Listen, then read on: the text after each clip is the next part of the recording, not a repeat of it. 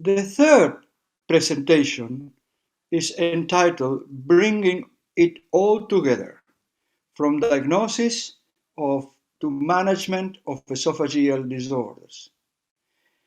This presentation will be given by Dr. Prakash Gyawali from St. Louis in the US and by Dr.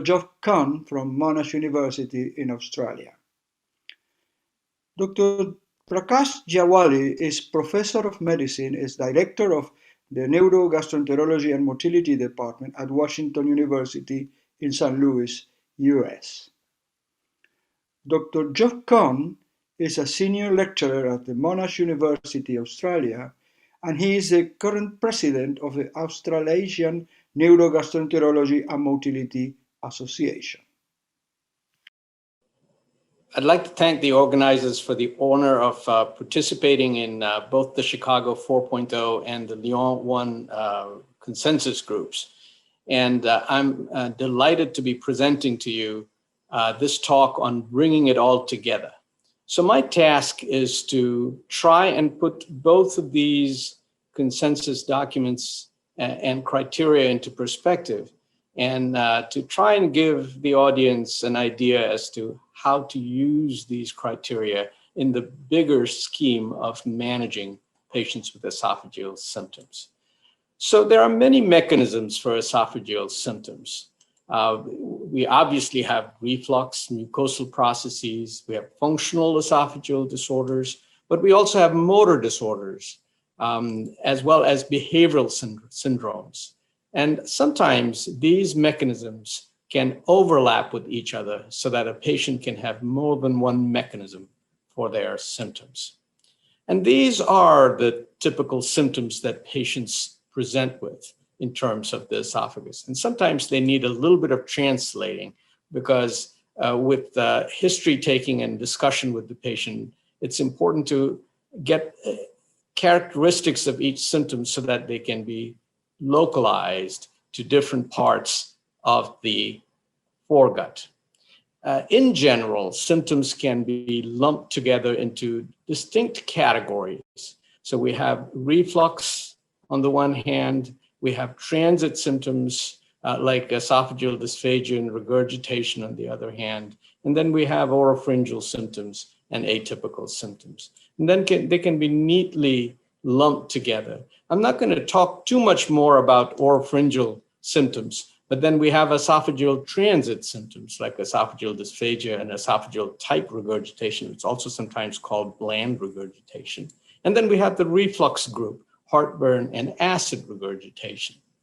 The investigation for oropharyngeal symptoms typically starts with video fluoroscopy, but we will concentrate more on the esophageal type symptoms. So endoscopy, manometry, barium, FLIP for the transit symptoms, and reflux monitoring and endoscopy and manometry for the reflux type symptoms. Now, globus can sometimes fit in with the esophageal symptoms, both the transit symptoms and the reflux type symptoms. And chest pain also can fit into either of these categories. Now, there are other atypical symptoms like belching, and we will discuss these as well. So the intent with evaluation of these symptoms is to get the patient from a symptomatic stage to symptom improvement. And that starts with characterizing symptoms, applying appropriate testing, analyzing and interpreting the test results, choosing appropriate management, and finally getting to making the patient feeling better. And in this big scheme of things, the criteria that we have discussed, the Lyon criteria, the Chicago criteria, and other criteria form just one small bit, but they serve an important role to phenotype these esophageal symptoms.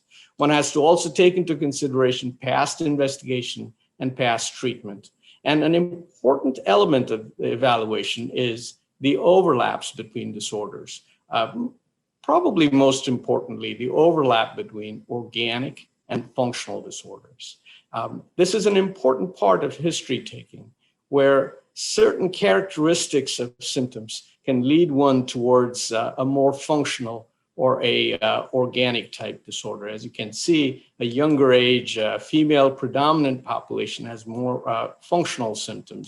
The onset type may be less poorly defined with functional disorders, multiple diffuse syndromes, other functional syndromes, with a higher likelihood of psychiatric abnormalities, multiple intolerances, poor therapeutic response, and a frustrated patient are what characterize functional disorders, whereas organic disorders are more precise and more limited in scope. So the initial approach is to think about all these different elements: characterization of symptoms, alarm symptoms, organic versus functional disease, and the role of psychological factors, and start the patient on some empirical treatments as listed here. And beyond that, if there are alarm symptoms or if the empirical treatment does not improve the patient, we go on to investigation for these symptoms. Now we'll come back to those bigger groups that we discussed earlier. So oropharyngeal, first line, you start out with ENT evaluation, but then move on to more of an esophageal type evaluation, especially for globus or for extraesophageal reflux symptoms. But then for the esophageal symptoms, as you can see, most of these first line evaluations are going to start with endoscopy. Endoscopy serves a very important role in not just diagnosing some of these disorders, but in ruling out significant pathology that would lead management and investigation away from motor disorders or reflux disease. So when reflux is suspected, you start out with what we term unproven GERD, where the reflux is just a suspicion. You can have both esophageal and extraesophageal symptoms. And we move on to endoscopy if there is lack of initial response or if there are alarm symptoms. With extraesophageal symptoms, generally one moves quickly towards investigation because these symptoms tend to be less specific for a finite diagnosis like reflux upfront. Now, if there are obstructive symptoms at any point, you go down the obstructive pathway. If there is conclusive evidence for reflux disease, then we get into a point where we can say we have proven GERD and we can go on with management. And some of that conclusive evidence comes from the criteria that have been discussed, the Lyon criteria. Now, if there is suspicion for a motor disorder, we go down the obstructive pathway. And if the patients have atypical symptoms, the atypical pathway. So let's talk briefly about the obstructive pathway. So if some mechanical type obstruction is seen or a mucosal disorder is seen, then they are treated appropriately. As you can see, even in the obstructive pathway, there is overlap with reflux disease. Now, obviously, if the endoscopy is normal, then one might move on to look for a motor disorder, a motor mechanism for symptoms, or if the endoscopy demonstrates findings that suggest a motor disorder, we move on to motor diagnosis as well. And if a definitive diagnosis is made of an obstructive motor disorder, then we move on to definitive therapy. There are alternate tests if the manometry by itself is not conclusive: barium radiography, timed upright barium. And there may be a role for a second opinion endoscopy and use of new techniques like the functional lumen imaging probe in trying to get to a point where a definitive diagnosis is made. If the diagnosis is still unclear, sometimes therapeutic trials are undertaken, empiric dilation or injection of botulinum toxin, and in other instances, observation for a period of time. And if a functional disorder is suspected, behavioral therapy may also be an option. Now, if an atypical or a behavioral disorder is suspected, we start with the usual steps: endoscopy, manometry. Many of the standard evaluations serve to rule out some of the organic disorders we have talked about.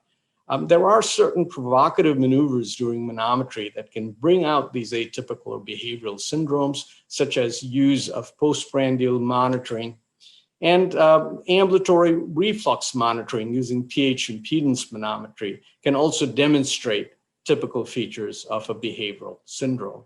At the end of investigation in the atypical or behavioral pathway, you end up with 4 different conclusions. You can either prove reflux disease, reflux and a behavioral syndrome by itself, or neither, in which instance the symptom may be functional. We're going to use reflux as an example here for how management can proceed, because management proceeds alongside investigation in many of these esophageal syndromes. So you can see here the hierarchy of management of reflux, the empiric management, lifestyle, and acid manipulation. This constitutes standard management. It's when standard management fails, or if standard management has to move towards more advanced management, that we need confirmation of reflux disease using investigation. And that's where the Lyon consensus comes into the equation, both in the primary or secondary setting and in the tertiary setting. As you can see, there are slightly more investigative modalities available to the more advanced motility center.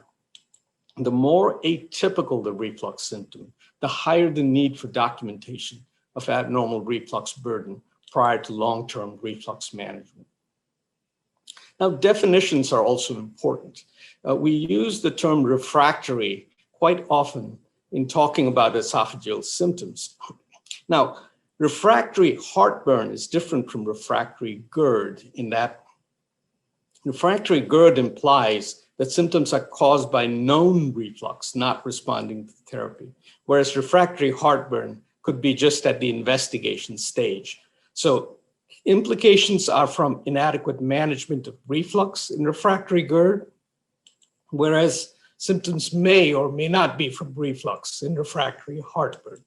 So refractory heartburn is unproven GERD, whereas refractory GERD constitutes proven GERD. And in investigation, we need to make sure we're not dealing with a situation where there is no GERD or where there is some other mechanism for symptoms. Thus, investigation of refractory symptoms constitutes evaluation of both unproven GERD and proven GERD. And these are some of the characteristics that determine proven GERD. The essence of investigation of unproven GERD is that the tests are performed off PPI because we are trying to determine baseline acid burden. On the other hand, in proven GERD, the intent is to determine if therapy has adequately treated GERD or if there is refractoriness to therapy, in which instance the test of choice is going to be a pH impedance study on PPI. In both these instances, there could be a cohort with no GERD evidence on the unproven side or no ongoing GERD evidence for which alternate mechanisms of symptoms will have to be determined. On the proven side, if there is GERD evidence, obviously these patients will be treated, but if they have persistent symptoms, then they fall back into the proven GERD category, and some patients may need a second test on PPI. In that setting, if there is persisting GERD evidence, those patients that are termed to have refractory GERD. It is in this instance that the Lyon classification comes into play, because this establishes conclusive evidence for pathologic reflux, as well as evidence against pathologic reflux, as you have heard in the preceding talks.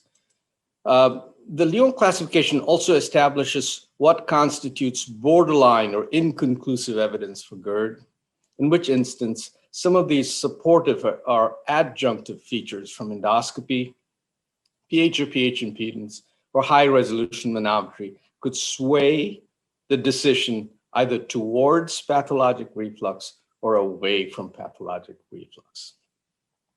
Now, there is also an interplay with high resolution manometry.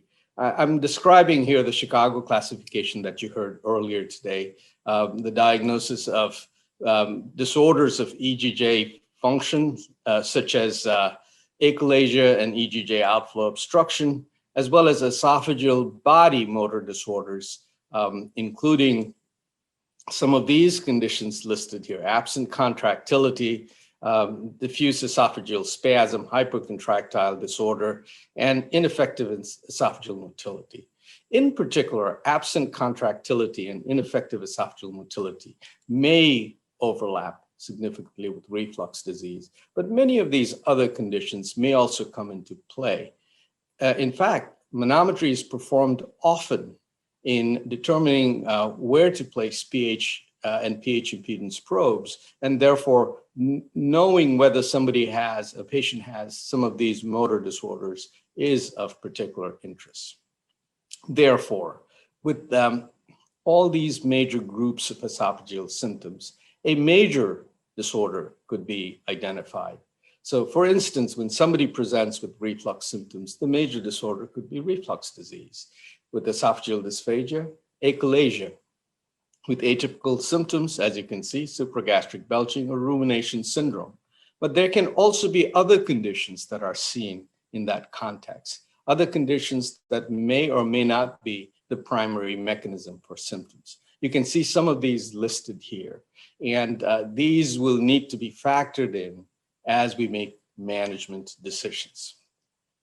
So looking at mechanistic phenotypes, I'm going to use reflux as an example.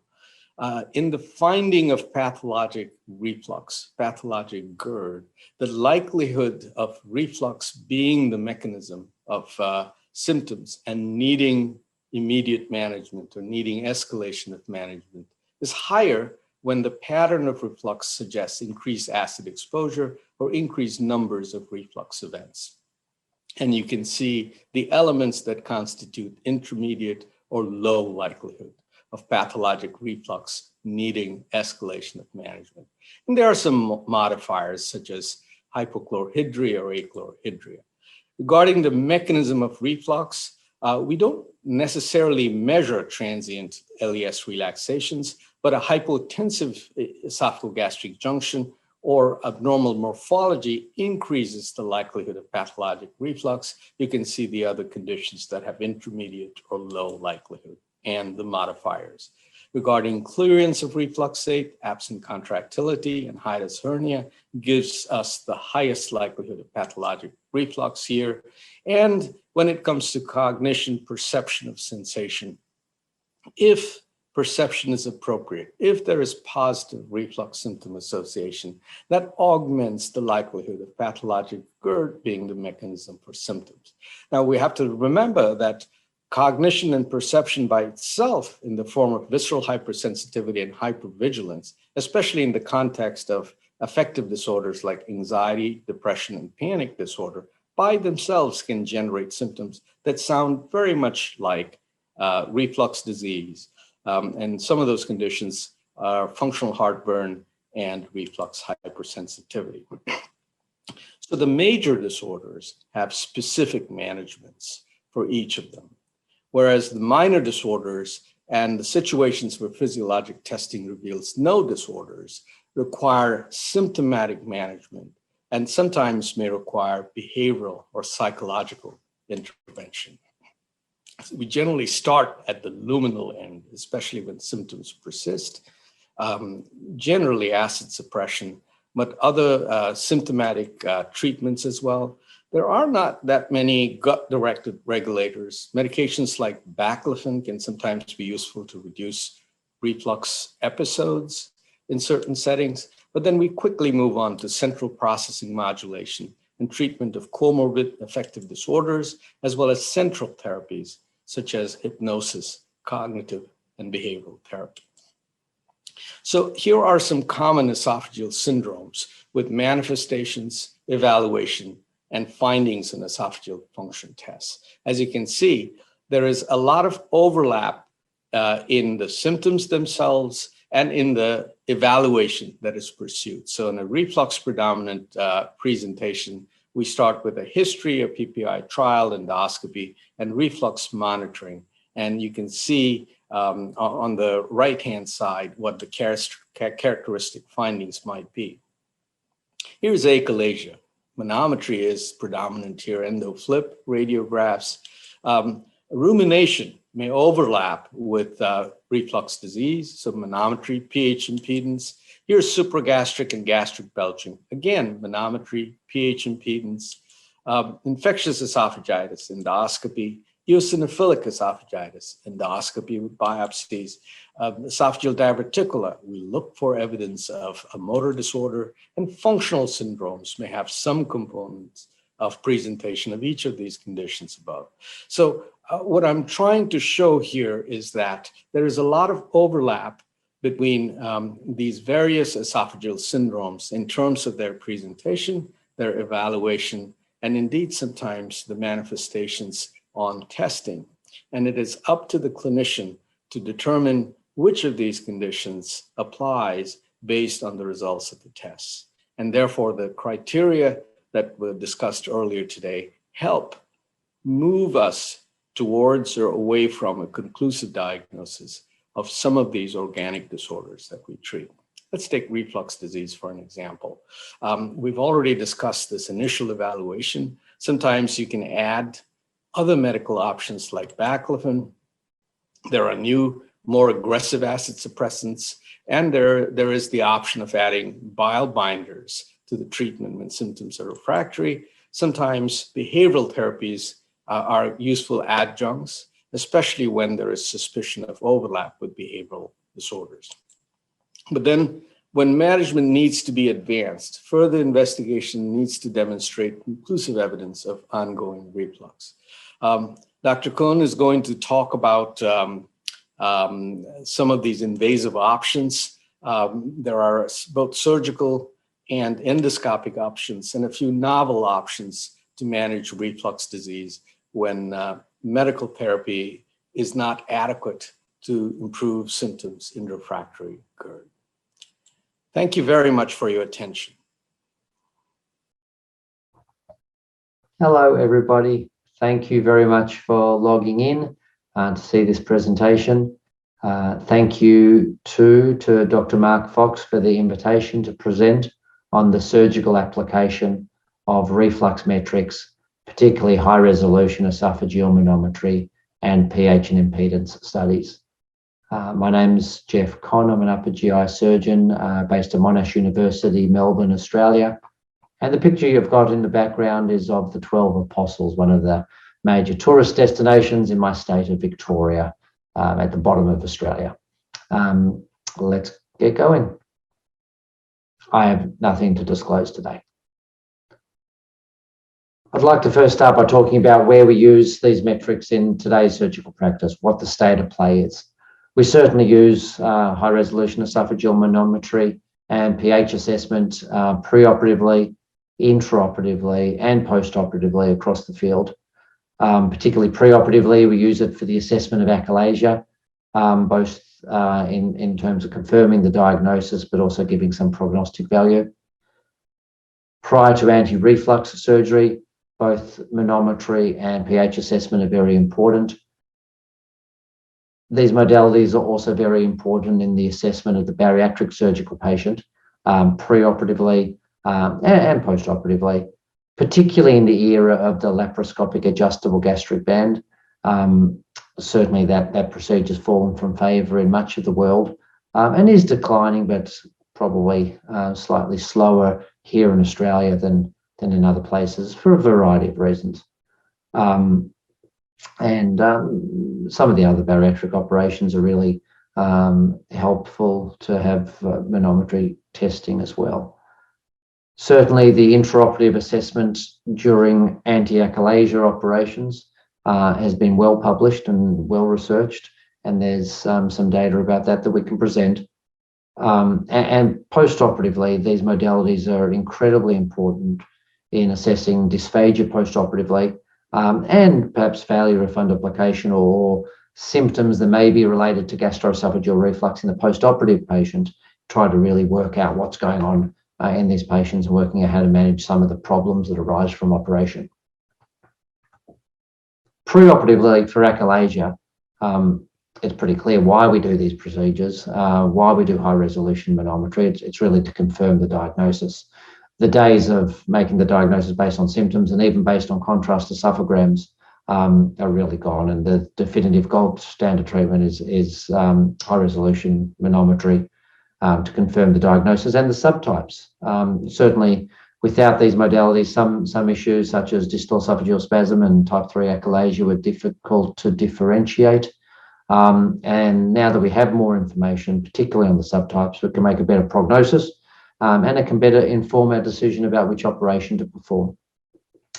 Certainly, we know from Rohoff's paper in 2013 that type 2 achalasia, that is achalasia with esophageal compression, is the most likely to respond favourably in terms of dysphagia outcomes following operation. And you can see the graph that includes both helomyotomy and pneumatic dilatation, but nonetheless, the successful outcomes are significantly higher for type 2 than the other types of procedure. Type 1 falls behind that. And type 3, you can really start seeing the differentiation between the different types of procedure, and that really lends weight to the ability to predict which operation will be better in which patient. The length of the myotomy probably makes a big difference in the type 3 patients, which is why helomyotomy may be better than the pneumatic dilatation. And certainly when we start coming into the POEM era, that has some implications as well. Indeed, recently, through SAGES, we performed a systematic review, and that systematic review was then handed over to inform the discussion of an international guidelines panel of experts. And the outcome of some panel discussions to inform our SAGES guidelines was that, particularly for the type 3 patients, type 3 achalasia patients, both adults and children, POEM is preferred over HELA because of the extent of the myotomy. And certainly, therefore, that confirming the type of achalasia preoperatively really does hold big implications for the type of procedure to be performed. Before anti-reflux surgery, it's important to work out what's going on. Certainly, if we start down the bottom here, patients with the typical symptoms of heartburn and regurgitation, assuming all these are referred for pH testing, only a proportion of them will actually have reflux. Surrogate markers such as PPI use preoperatively have got poor correlation, and even endoscopic findings have problems.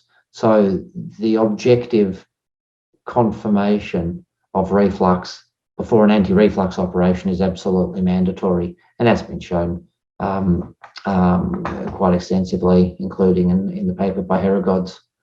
The Lyon consensus suggests that preoperatively we really should be testing our patients with ambulatory pH tests performed off acids and acid secretory medications to increase the sensitivity of the test.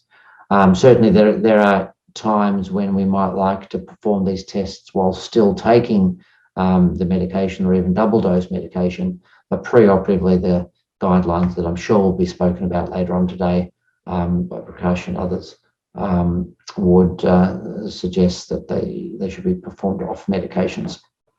When we start talking about the atypical reflux symptoms, the cough, the burning in the throat, the dysphonia, the laryngopharyngeal reflux, we believe that pH impedance is the gold standard.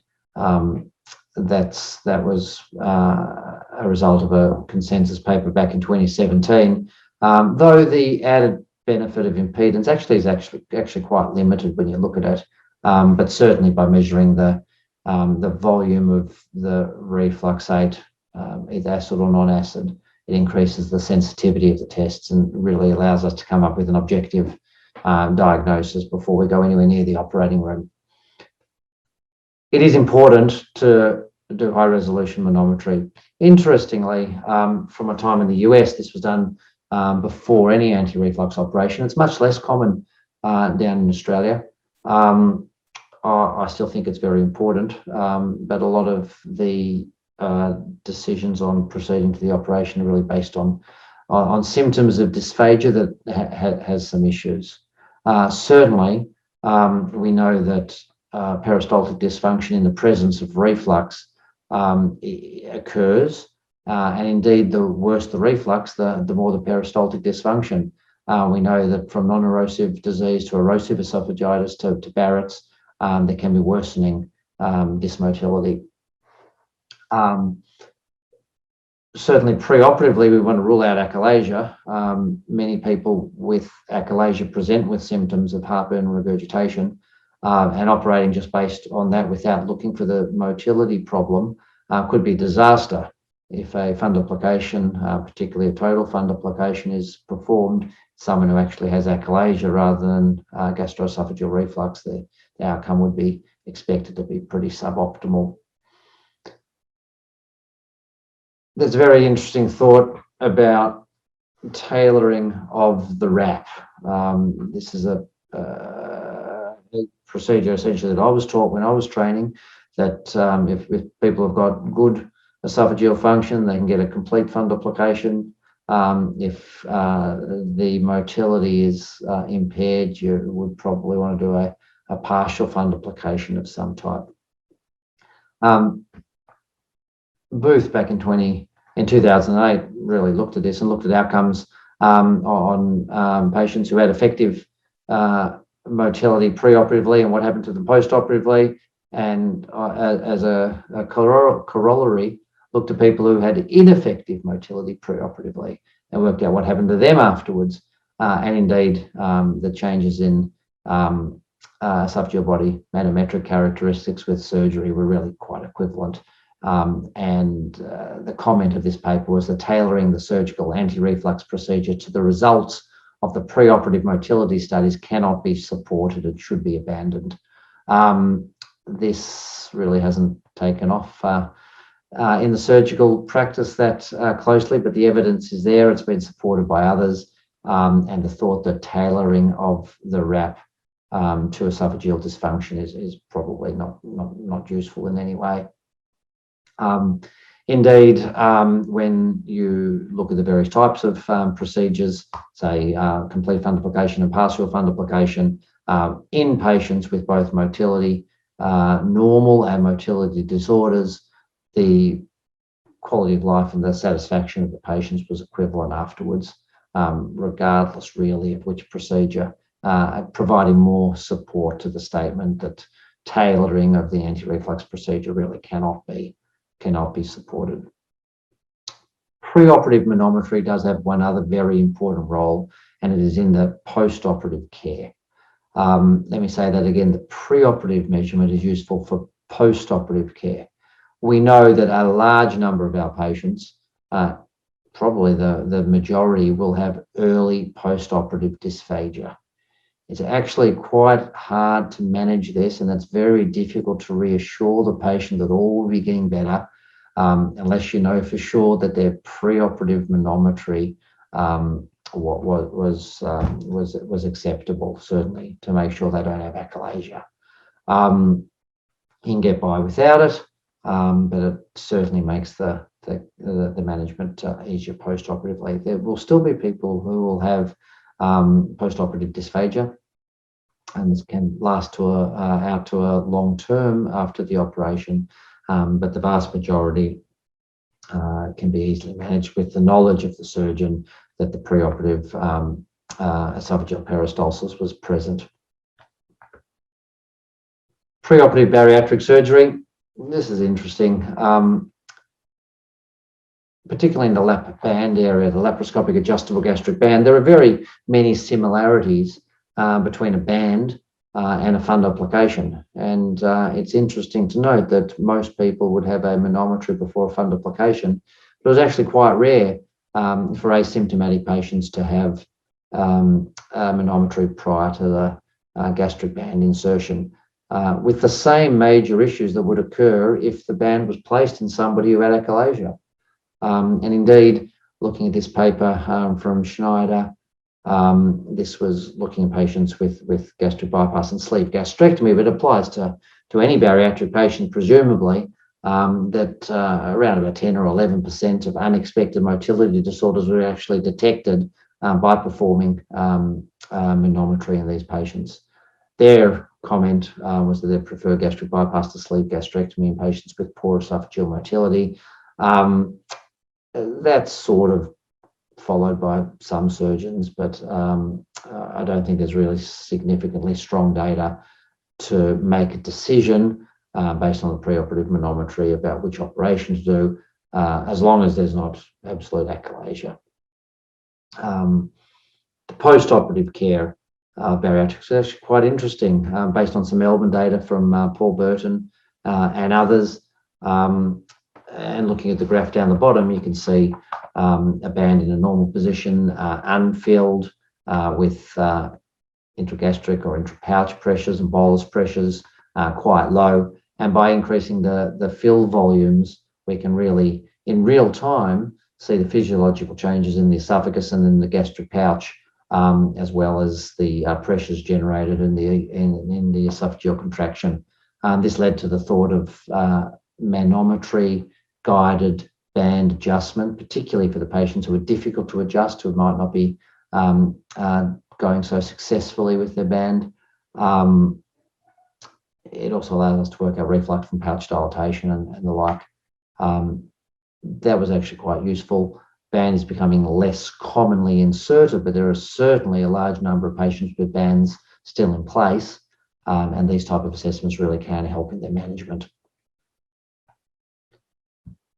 There's been a thought that intraoperative measurements of high-resolution manometry can guide achalasia surgery. Certainly, if it was identified that the myotomy was too short or incomplete, this would be picked up by manometry and could be extended. And certain pictures were presented by Barrett and others in their paper, and I've put them up on the screen here.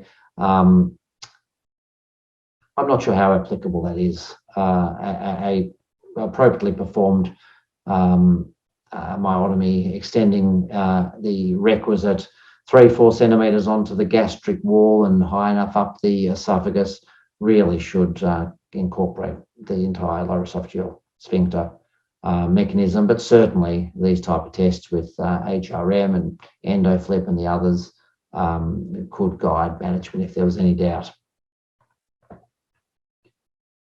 Post-operative dysphagia after any operation is a very large area of my work in terms of manometric assessment. Patients are referred with problems after previous fundoplication, after bariatric surgery, and even after previous achalasia surgery. And it's very difficult to work out what's going on without some numbers and without some objective data. This patient, for example, was referred having had a previous Heller myotomy with anterior fundoplication and really never had resolution of their dysphagia. And their persistent high pressure zone in the lower esophageal sphincter area was evident that the myotomy may not have been complete. This patient therefore went on to further division. I actually performed a poem on this patient, and the symptoms rapidly resolved. But knowing that really allowed the guidance to the surgeon about what to do next. It is interesting to note, of course, that the Chicago classification that we all use, including Chicago 4.0, explicitly excludes the assessment of previous surgical foregut patients or patients with large hiatus hernias, even though we all use it for these type of areas to inform our decision in the post-operative patient. Some of the use of pH impedance can again apply to the gastric band area, patients with pouch dilatation and stasis at the level of the band. Will have all the normal findings that one could see of reflux or esophageal regurgitation. Probably don't need the studies in general to make that diagnosis. It's easy enough to work it out other ways, but it certainly can lend some weight to the diagnosis and the confirmation thereof. Reflux assessment post-operatively in a lot of these patients is required as well. Patients who've had a previous fundoplication or recurrent symptoms after hiatus hernia, certainly the heartburn symptoms or some of the more non-specific symptoms, or even patients after achalasia surgery, such as dilatation or POEM, who are having recurrent symptoms. Reflux assessment in these patients is very important. Again, objective evidence of reflux really should define and guide the subsequent management. Where do we go from here in the future? It is interesting. In this whole meeting, there's some very clever world experts who are talking about a lot of different tests and a lot of bit of data, a lot of very good data. And we really do, based on their work, understand a lot of what's going on in the esophagus and stomach now. We understand the physiology, we understand what's happening. But we're still limited in only a few surgical options to treat these when it comes to surgery or other type of intervention. So at the moment, we're still a little bit limited, but there is some progress on working out some new indications and narrowing the scope of interventions to make sure we maximize outcomes. Certainly this new concept of the post-reflux swallow-induced peristaltic wave is quite an interesting thought that's gaining some traction over the last few years. It may well differentiate pathological acid exposure of the esophagus from functional heartburn with good sensitivity and good specificity as well, and may help us more appropriately select our patients for operation. The measurement of esophageal mucosal impedance seems a very interesting new technique, again, to give data to allow us to confirm the diagnosis and not end up operating on patients with functional heartburn, for example. And the new actionable criteria from Chicago 4.0, particularly related to the esophagogastric junction outflow obstruction, really does allow a subgroup of these to be referred for lower esophageal sphincter-directed therapy, more than just the normal standard high-resolution manometry investigation sometimes needs to be performed with it.